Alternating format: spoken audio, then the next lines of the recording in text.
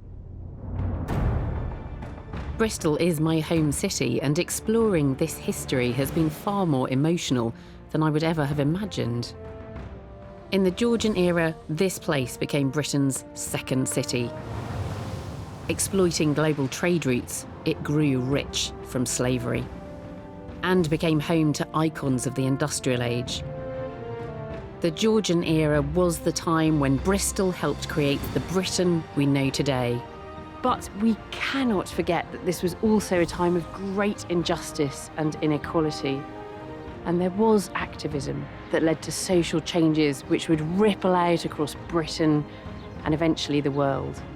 I know I'm biased, but for me, Bristol is Britain's most Georgian town.